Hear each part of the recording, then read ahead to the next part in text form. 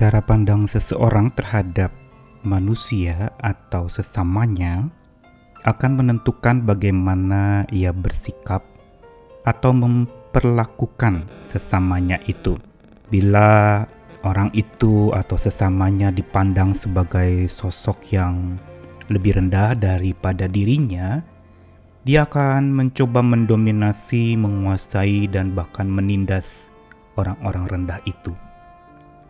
Atau sebaliknya, ketika seseorang memandang orang lain atau sesamanya lebih tinggi daripadanya, maka bisa jadi orang itu akan menjadi begitu terperangah, memuja-muja secara berlebihan, mengidolakan begitu rupa sehingga akhirnya hubungan pun menjadi tidak sehat lagi. Tuhan menciptakan manusia dengan kodrat yang setara, satu dengan yang lainnya sama. Tidak ada yang satu lebih daripada yang lain. Semua bahan dasarnya sama, yaitu dari debu tanah. Dan begitu pula kodrat manusia yang berasal dari debu tanah itu menentukan pula kiblat hidup seseorang. Walaupun pada faktanya ada orang yang tidak sadar kodratnya sehingga kiblatnya pun menjadi salah arah. Tapi orang yang sadar kodratnya yang hanya debu dan akan kembali kepada debu, maka kiblat hidupnya pun akan selalu terarah kepada penciptanya, yang membuat dia yang hanya debu itu menjadi berharga karena dikasihi dan disayangi oleh Tuhan. Saya Nikolas Kurniawan menemani di dalam Sabda Tuhan hari ini. Kita akan bersama merenungkan tentang satu kebiasaan yang perlu dibangun dalam hubungan dengan sesama, yaitu saling bantu dan melayani. Bacaan yang akan kita lihat pertama dari Efesus pasal 4 ayat yang kedua. Hendaklah kamu selalu rendah hati, lemah lembut dan sabar. Tunjukkanlah kasihmu dalam hal saling membantu. Lalu di dalam 2 Korintus pasal 8 ayat 7 sampai 8, maka sekarang sama seperti kamu kaya dalam segala sesuatu, dalam iman, dalam perkataan, dalam pengetahuan, dalam kesungguhan untuk membantu dan dalam kasihmu terhadap kami, demikianlah juga hendaknya kamu kaya dalam pelayanan kasih ini. Aku mengatakan hal itu bukan sebagai perintah, melainkan dengan menunjukkan usaha orang-orang lain untuk membantu. Aku mau menguji keikhlasan kasih kamu. Lalu masih dari bagian yang sama 2 Korintus pasal 8 ayat yang ke-13, sebab kamu dibebani bukanlah supaya orang-orang lain mendapat keringanan, tetapi supaya ada keseimbangan. Maka hendaklah sekarang ini kelebihan kamu mencukupkan kekurangan mereka, agar kelebihan mereka kemudian mencukupkan kekurangan kamu, supaya ada keseimbangan. Seperti ada tertulis, orang yang mengumpulkan banyak tidak kelebihan, dan orang yang mengumpulkan sedikit tidak kekurangan. Budaya saling bantu dan melayani di zaman pada saat orang serba individualis, mementingkan diri sendiri, lebih mengutamakan akan kepentingan hidupnya semata tanpa peduli kebutuhan atau pergumulan orang lain. Lebih suka menyakiti pula daripada melayani. Dan ini terjadi di dalam masyarakat yang serba tidak peduli satu dengan yang lain. Dan hal ini tentu saja menjadi satu keprihatinan setiap kita dalam hubungan antar manusia, karena semakin memudarnya budaya saling bantu dan melayani, maka akan muncul budaya kekerasan, lempar batu sembunyi tangan, saling sakiti, mencela, mencerca, dan melukai.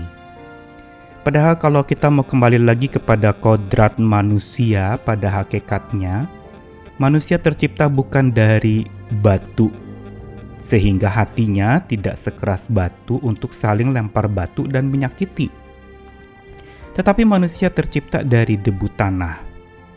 Dan karena dari debu tanah yang begitu lembut, Hati manusia sebenarnya dirancang untuk juga selembut debu agar terbiasa saling bantu dan melayani.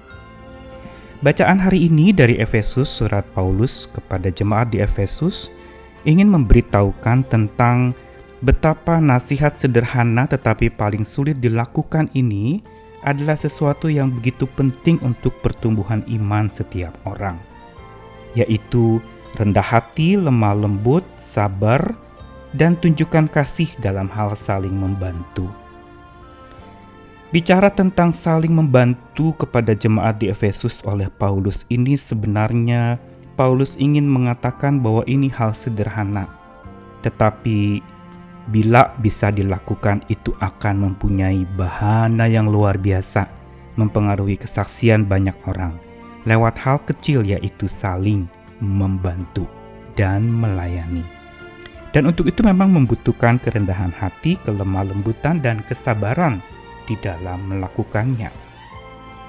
Dan sebagaimana Paulus juga pernah menasihati kepada jemaat di Korintus dalam suratnya yang kedua yang tadi juga dibacakan, tentang pelayanan kasih yang dilakukan oleh jemaat Makedonia. Mereka adalah jemaat yang sebenarnya berkekurangan di dalam kehidupan mereka.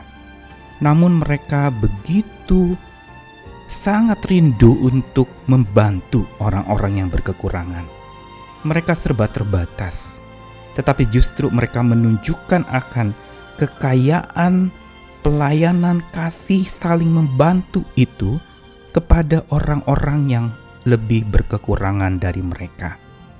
Ini yang tentu saja Paulus kabarkan kepada jemaat di Korintus untuk meneladankan sikap dari jemaat Makedonia yang punya etos hidup saling bantu dan melayani. Apa yang menjadi dasar jemaat Makedonia saling membantu dan saling melayani, padahal mereka sebenarnya butuh dibantu dan butuh dilayani? Kekuatan jemaat Makedonia adalah karena mereka mempunyai sebuah kebiasaan saling bantu yang bagi mereka bila tidak membantu maka mereka seperti menyalahi kodrat mereka sebagai manusia yang bukan dari batu tetapi dari debu tanah.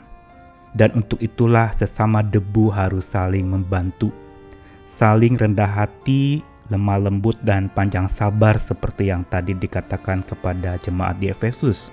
Kebiasaan saling membantu dan melayani sebenarnya bukan saja sekedar berbicara pemenuhan kebutuhan orang yang kita bantu, karena itu juga yang bukan diarahkan oleh jemaat Makedonia di dalam saling membantu. Bukan sekedar memenuhi kebutuhan. Mereka tidak mikirkan bahkan kebutuhan diri mereka, tetapi mereka menyadari bahwa saling membantu itu mengatasi kebuntuan sebuah hubungan. Ketika hubungan mandek dan kaku, dingin, tidak ada yang namanya sebuah jalan keluar dari konflik yang terjadi. Saling membantu adalah sesuatu yang dapat mengobati dan mencairkan kebuntuan itu, membukakan kebuntuan hubungan menjadi lancar kembali, menjadi baik kembali. Dan bukan itu saja, saling membantu yang dilakukan jemaat Makedonia adalah demi menjaga keutuhan sebuah hubungan.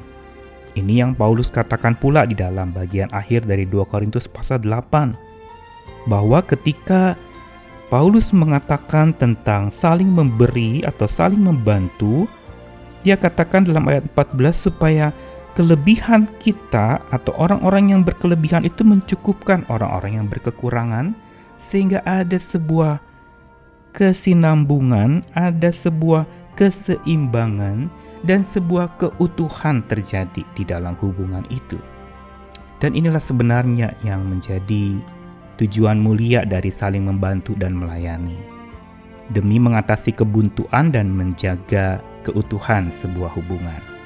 Karena itu marilah kita mulai hal-hal kecil di dalam membantu sesama kita, saling bantu dan saling melayani.